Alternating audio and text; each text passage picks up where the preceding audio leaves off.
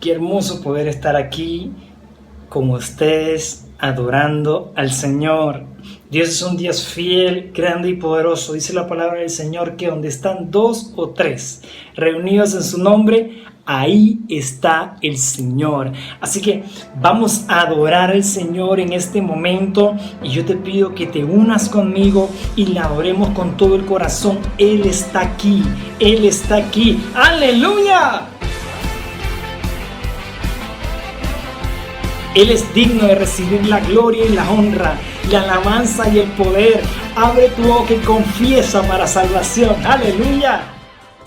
Te levantaste con poder,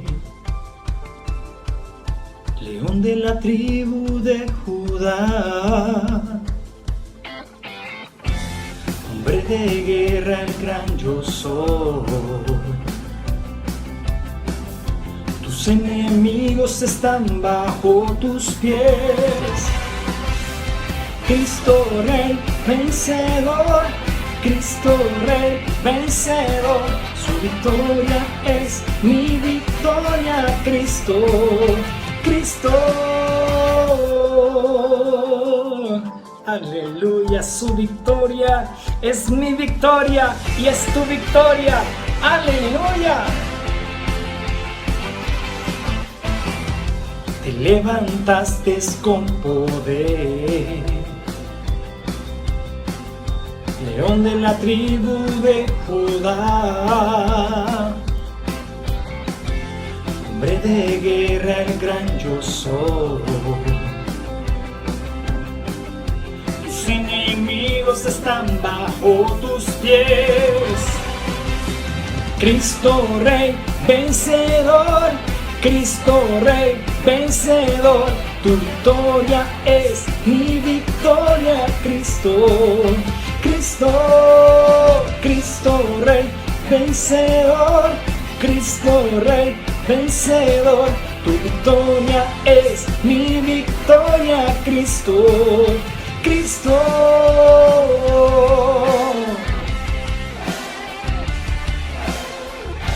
Ahora yo voy a decir vencedor, vencedor, y tú vas a decir Cristo Rey vencedor. Aleluya. Vencedor, vencedor. Vencedor, vencedor. Aleluya. Vencedor, vencedor. Con gozo. Vencedor, vencedor. Cristo Rey vencedor. Oh, te exaltamos, Rey vencedor. Glorificamos tu nombre, digno, digno y santo. Cristo Rey vencedor, Cristo Rey vencedor.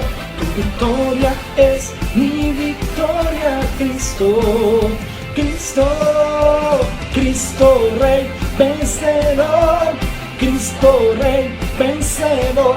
Tu victoria es mi victoria, Cristo, Cristo.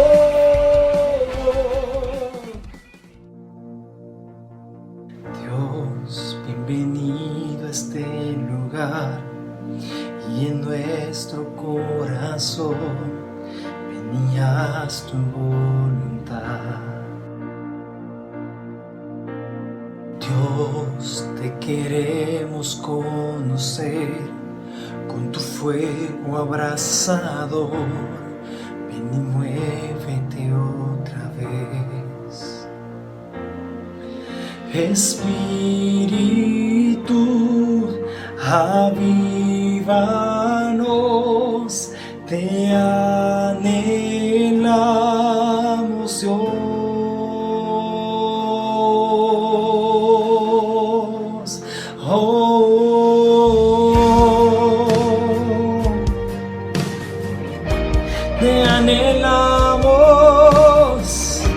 Te anhelamos, oh Señor. Ante tu gloria y majestad, sabemos que estás para darnos libertad. Entrónate en nuestra adoración, asombroso eres, Señor, con tu presencia llénanos. Espíritu, avívanos, te anhelamos, Dios. Espíritu, avívanos, te anhelamos, Dios. Dile conmigo. Espíritu, avívanos, te anhelamos, Dios.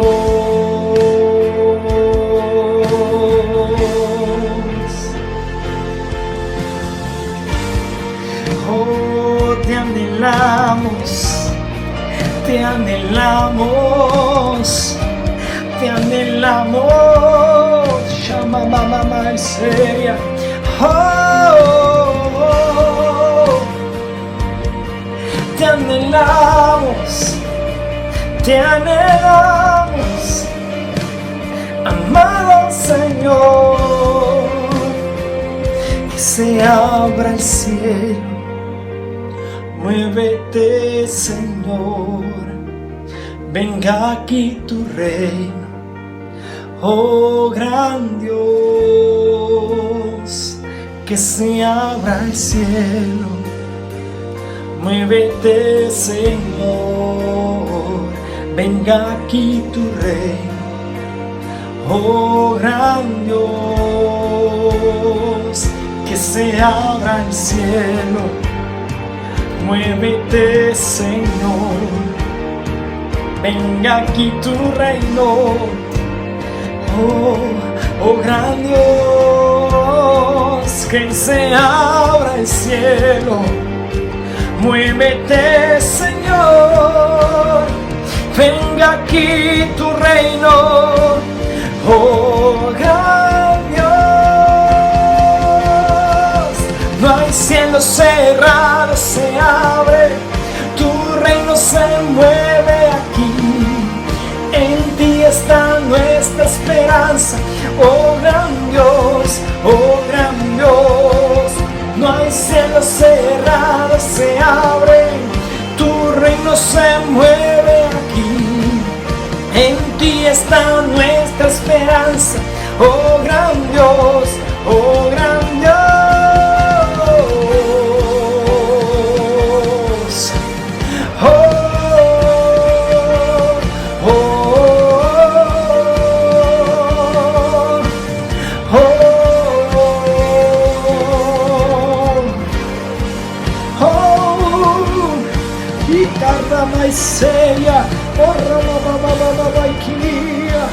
Te adoramos, Señor, te bendecimos, Jesús. Exalta su nombre, glorifica su nombre. Oh, oh.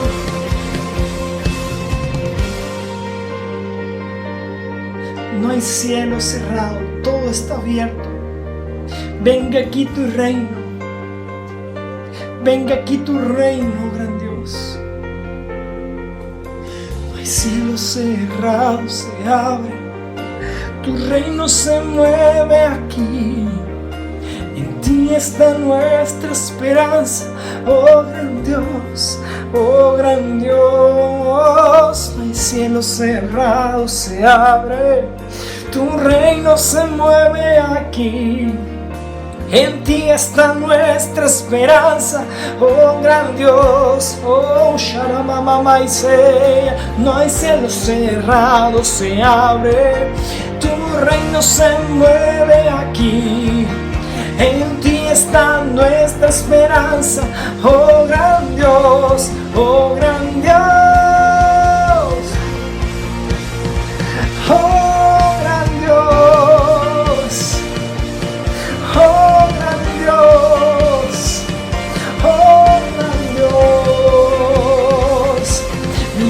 alma te adora, mi alma te bendice. Nos unimos hoy al cielo en un solo espíritu, oh, adorando tu nombre, Rey, Rey, Rey, Rey. Dios les bendiga, mis amados hermanos. Les envío saludos y pues estoy agradecida con el Señor por la oportunidad que me da para poder traer nuevamente la meditación de la palabra, el mensaje para nuestras vidas. Le pido al Señor que sea de bendición, que me use como un instrumento en sus manos. Le puse un título a este mensaje: Seguidores de Cristo con corazones de niños. Seguidores de Cristo con corazones de niños. Vamos a leer el pasaje de Juan 6, del 1 al 14. Dice así: Después de esto, Jesús fue al otro lado del mar de Galilea, el de Tiberias, y le seguía gran multitud porque veían las señales que hacía en los enfermos. Entonces subió Jesús a un monte y se sentó allí con sus discípulos. Y estaba cerca la Pascua, la fiesta de los judíos. Cuando alzó Jesús los ojos y vio que había venido a él gran multitud, dijo a Felipe: ¿de dónde compraremos pan para que coman estos? Pero esto decía para probarle, porque él sabía lo que había de hacer. Felipe le respondió: 200 denarios de pan no bastarían para que cada uno de ellos tomase un poco. Uno de sus discípulos, Andrés, hermano de Simón Pedro, le dijo: aquí está un muchacho que tiene 5 panes de cebada y 2 pececillos. Mas, ¿qué es esto para que todos coman? Entonces Jesús dijo: hacer recostar la gente. Y había mucha hierba en aquel lugar, y se recostaron como el número de 5,000 varones. Y tomó Jesús aquellos panes, y habiendo dado gracias, los repartió entre los discípulos, y los discípulos entre los que estaban recostados. Asimismo, de los peces, cuanto querían. Y cuando se hubieron saciado, dijo a sus discípulos: recoged los pedazos que sobraron, para que no se pierda nada. Recogieron pues y llenaron 12 cestas de pedazos, que de los 5 panes de cebada sobraron a los que habían comido. Aquellos hombres entonces, viendo la señal que Jesús había hecho, dijeron: este verdaderamente es el profeta que había de venir al mundo. Padre celestial, bendecimos tu nombre, te damos gracias, Padre, por este momento, por esta oportunidad. Bendice tu palabra, bendice, Señor, a todo aquel que va a recibir esta palabra, Señor. Bendice a los jóvenes, bendice a los niños, bendice a los hombres, a las mujeres, Señor. Que tu palabra, Señor, sea de total bendición, que yo sea instrumento en tus manos. Te lo pido en el nombre precioso de Jesús y te doy gracias, Señor. Gracias, Padre. Aleluya. He puesto como título: Seguidores de Cristo con corazón de niños. A ver. Durante el desarrollo de su ministerio, nuestro amado Jesús y sus discípulos se sentaban en las aldeas, en las ciudades, rodeadas de gran multitud de personas. Y las personas iban a escucharle a él. Las personas donde escuchaban que Jesús estaba, allí iba la multitud, siempre deseosa de ver y de saber qué Jesús tenía que decir. Cuán maravilloso y grandioso fue el ministerio de nuestro Señor Jesús aquí en la tierra. Y el apóstol Juan dice que hay también otras muchas cosas que Jesús hizo, las cuales si se escribiera una por una, pienso que ni aún en el mundo cabrían los libros que se habrían de escribir. En Juan 21:25. porque el Señor Jesús, durante su ministerio aquí en la tierra, hizo grandes milagros, milagros de sanidad, milagros donde resucitó a las personas, hizo grandes cosas donde hizo que los ciegos vieran, que los mudos pudiesen hablar. El día de hoy vamos a hablar sobre un milagro especial. Todos eran especiales, claro, porque todos los milagros son especiales. Pero hoy vamos a hablar acerca del milagro de la multiplicación de los panes y de los peces. Pero vamos a hablar sobre algunas verdades, que leyendo este pasaje he descubierto. Pudieran haber muchas más, seguramente que usted en su casa, cuando vuelva a leer, usted pudiera encontrar otras verdades para adicionar a las que yo he encontrado. Primera verdad: seguir a Jesús con una motivación equivocada. Debemos tener mucho cuidado cuál es la motivación que hace que nosotros sigamos a Cristo. ¿Cuál es la motivación que hace que nosotros, al escuchar que Jesucristo está caminando cerca, que Jesús está haciendo algún milagro, qué es lo que nos motiva a nosotros a seguirle? Veamos el verso número 1. Y le seguía gran multitud porque veían las señales que hacía en los enfermos. Por lo tanto, nosotros debemos de preguntarnos, ¿por qué yo sigo a Jesús? ¿Qué es lo que me motiva a mí a seguir a Jesús? ¿Será que me motiva poder conseguir de Jesús un milagro? ¿Será que me motiva el haber escuchado que Jesús hizo un milagro con alguna persona? Entonces yo, con esa misma ansiedad y el deseo de que Jesús haga un milagro en mí, ¿será esa la motivación lo que hace que sigamos a Jesús? Jesús dijo en cierta ocasión: les aseguro que ustedes me buscan porque comieron hasta llenarse y no porque hayan entendido las señales milagrosas. Podemos meditar un rato y pensar, y hasta en nuestro propio corazón, y decir: Señor, ¿cuál es la motivación que me levanta o me anima a mí a buscarte, Señor? A seguirte, Padre. ¿Será una motivación correcta? Segunda verdad: Jesús siempre nos da oportunidades para desarrollarnos. Veamos lo que dice el versículo 5. Cuando alzó Jesús los ojos y vio que había venido a él gran multitud, dijo a Felipe: ¿de dónde compraremos pan para alimentar a estos? Lo que para muchos puede representar un problema es una oportunidad en las manos de Dios. Es una oportunidad de crecimiento para sus hijos. Claro que sí. Nosotros, ciertamente, cuando nos llega alguna dificultad a nuestras vidas, a nuestra casa, seguramente nos preocupamos y quizás hasta decimos: ay, Señor, ¿qué está ocurriendo?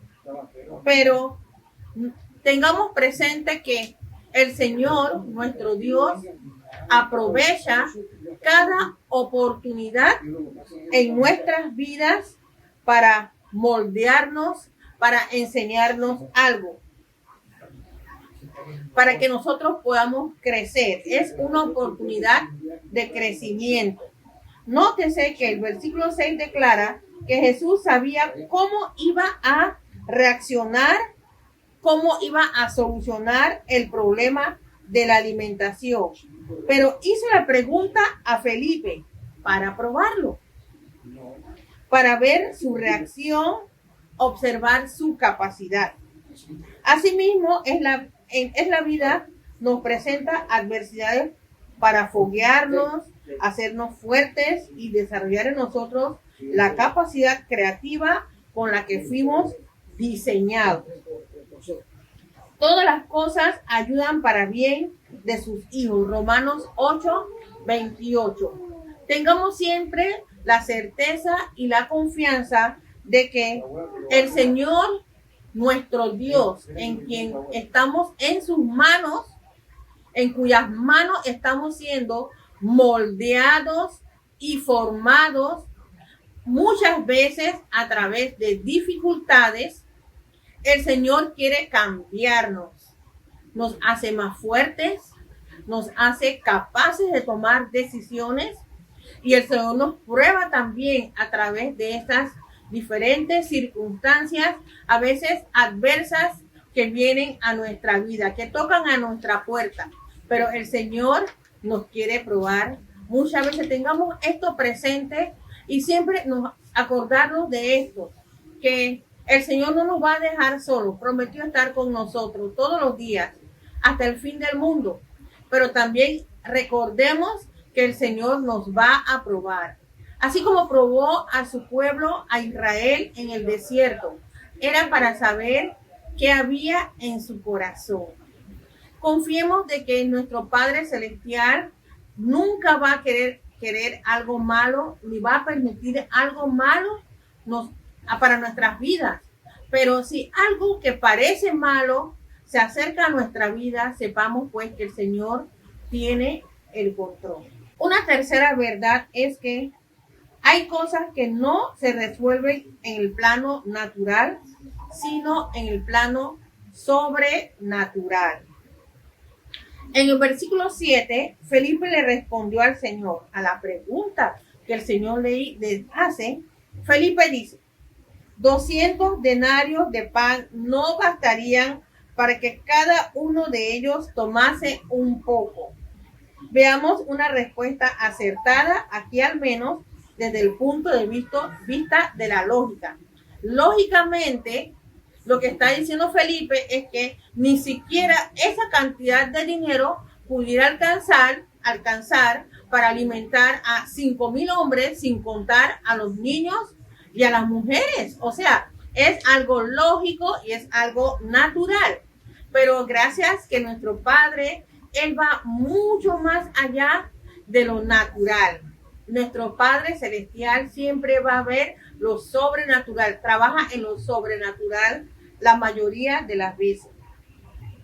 Felipe está diciendo que ni siquiera con 200 días de trabajo se podría colectar el dinero suficiente para comprar alimento a tantas personas. Un denario en aquellos días representaba la paga de un día de trabajo. Imagínense, un día de trabajo en la actualidad para alimentar a 5,000 hombres, sin contar a los niños y a las mujeres, sería imposible. Naturalmente es imposible. La respuesta de Felipe era cierto, pero no del todo. Él no había entendido aún que Dios se mueve en el terreno de lo sobrenatural. Y al igual que él, muchas veces nosotros miramos nuestras billeteras, leemos el informe médico con tristeza, los resultados médicos, analizamos las circunstancias y decimos, jamás saldremos de esta. Recuerdo, hermanos, que cuando en el mes de marzo del año pasado llegó la pandemia al mundo, cuando llegó a Panamá, quiero que sepan, hermanos, que yo comencé pues como una mujer, como ama de casa, comencé pues en mi mente a hacer todo un plan y una estrategia para que hubiera algo seguro en la casa. Y estaba pensando y todos los días tenía una idea diferente. Y les digo, hermanos, que en alguna ocasión yo pensé que esto es una cadena y que todo se iba a estar cerrando. Imagínense, en el mes de marzo, cuando apenas estaba llegando la pandemia a Panamá, y yo había visto como todo un recorrido sobre qué sucedería. Y yo estaba ya pensando en que, bueno, cuando se acaben los tanques de gas o cuando cierren los chinitos y no podamos comprar tanque, entonces yo hacía como, y yo encontraba la solución y la respuesta Y yo le dije a mi hijo, bueno, tenemos que conseguir 2 bloques, tenemos que conseguir la madera, porque si es necesario que vamos a tener que cocinar con carbón, o vamos a tener que cocinar con la leña. Y todo eso yo estuve pensando, hermanos, como quien dice, bueno, vamos a buscar la parte lógica de este asunto. Pero en algún momento se me olvidó que el Señor no obra de esta manera y que Dios tenía todo el control sobre toda la situación. Y que nosotros tenemos siempre que ver a Dios actuar en lo sobrenatural y no pensar qué voy a hacer en este momento o ya no lo voy a poder lograr. Pero olvidamos que servimos a un Dios que se mueve mucho más allá. El Señor está arriba, sentado en su trono. El Señor está viendo todo. El Señor sí ve el cuadro completo. El Señor obra a través de milagros. Rompen todo orden natural. Todo el orden natural, todo el orden de la lógica lo rompe el Señor. Cuarta verdad. Dios a menudo utiliza lo ordinario para realizar lo extraordinario. Leamos el versículo 8 y 9. Uno de sus discípulos, Andrés, hermano de Simón Pedro, le dijo: aquí está un muchacho que tiene 5 panes de cebada y 2 pececillos más. ¿Qué es esto para tantos? El escritor bíblico hace énfasis en 2 cosas aquí. Uno, el personaje central de este milagro es apenas un muchacho. En otras versiones de la Biblia se menciona que era un niño. Y 2, en observar, era que este niño tenía en su poder 5 pescaditos, no pescados, sino ejemplares muy pequeños, y 2 panes, pero no cualquier tipo de pan, sino pan de cebada, que era el pan que comían los más pobres. ¿Por qué el escritor nos da estos detalles? Muy sencillo, porque quería enseñarnos que Dios, el Dios del universo, utiliza lo pequeño, lo simple, lo humilde, lo poca cosa para hacer grandes cosas. Este proceder lo vemos a lo largo y ancho de toda la Biblia. Por tanto, no te avergüences de lo que tienes en tu mano. Dios quiere utilizarlo para hacer un gran milagro, para hacer un portento. Ya sea que tengas una habilidad, una destreza, un capital, un trabajo humilde, no pienses que eso es poco. Para Dios es más que suficiente para utilizarlo y bendecir tu vida y la de muchos. En Éxodo encontramos una enseñanza maravillosa. Entonces Dios le preguntó: ¿qué tienes en tu mano? Una vara, contestó Moisés. Dios siempre nos da algo. Siempre tenemos algo para darle a Dios. Y siempre Dios nos preguntará: ¿qué tienes en tus manos?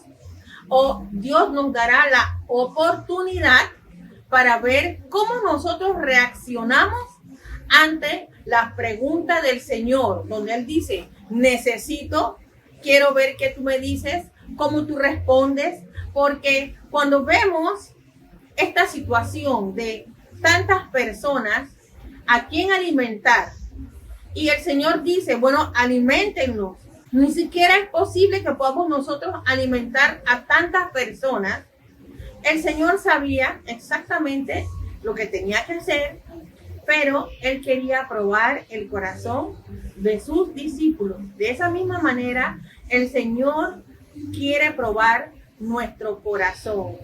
Nosotros debemos ser entonces como este niño, el niño de los panes, el niño de los peces, que tenía algo en su mano y que no pensó ni siquiera en esconderlo o en pensar: bueno, esto es mío y solamente alcanza para mí, sino que el niño entregó lo que tenía en sus manos para ser utilizado por el maestro. por el Señor. En conclusión, lo que tenemos en nuestras manos debe ser puesto a disposición de Jesús, a disposición de nuestro Maestro. Mira en este momento, mira tus manos y mira lo que Dios ha puesto en ellas. Los discípulos, viendo a la multitud, entendían que lo correcto, humanamente hablando, era enviarlos de vuelta a casa, a esa gran multitud. Vayan para su casa porque nosotros no podemos darles de comer, son demasiados. Pero Jesús, lleno de compasión, sabía que debía llenar otra necesidad, que era su incredulidad. No los dejaba mirar el milagro que podía pasar, pero un niño quien no era contado entre la multitud. Los niños muchas veces, todavía en la actualidad, no son contados entre los importantes, quizás dentro de una congregación o en algunas comunidades o quizás en algunos países. Pero el Señor, a través de un niño, enseñó una gran lección ¿a quiénes? A los seguidores de Cristo, a estos hombres que habían sido escogidos, habían sido llamados y estaban siendo entrenados y capacitados por el Maestro. Pero en ese momento tan importante, no tuvieron capacidad de entender que el Señor Jesús podía hacer un milagro para alimentar a tantas personas. Pero allí había entre la multitud un pequeño con sus panes y sus peces. Cuando el Maestro dijo, él entregó lo que tenía en sus manos. Nosotros siempre vamos a tener algo en nuestras manos y debemos tener el corazón de un niño. El corazón de un niño que no es egoísta, que todo lo cree y que está siempre dispuesto a dar. Debemos volver a tener ese corazón, el corazón de un niño, para que podamos ver su gloria. Jesús no necesita que tengamos muchas cosas para usarlo. Solo hace falta creer y poner a disposición lo que tenemos y vamos a ver su gloria. Jesús siempre quiere usarnos y no le importa si tenemos mucho o si tenemos poco.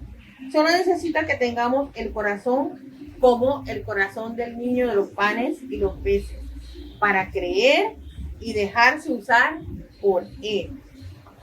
El niño tenía pocos panecillos y unos cuantos peces y puso lo que tenía a su disposición sin pensarlo. Dios siempre está listo para obrar un milagro a nuestro favor, pero desea que también estemos preparados para creerle y así ver su gloria. No hay nada mejor que usar lo que tenemos para bendecir a otros y dejar que fluyan los milagros. Solo basta que creamos. Señor Jesús, te pido, Padre, en el nombre de Jesús, que tú hagas que tengamos corazones sensibles, corazones despiertos, así como el corazón de un niño que cree. Y que cuando tú pides algo, que no seamos egoístas, sino que nosotros tengamos la expectativa de que tú algo grande y maravilloso quieres hacer a través de nosotros. Ayuda a tu pueblo, Señor. Ayúdanos porque el niño pequeño que no era contado entre los que estaban allí fue precisamente el que permitió el milagro. Ayúdanos, Señor, a tener un corazón de niño. Ayúdanos, Señor, a ser siervos y seguidores tuyos, pero con corazón de niño. Te lo pido en el nombre de Jesús y te doy gracias, Padre. Gracias, Señor. Amén.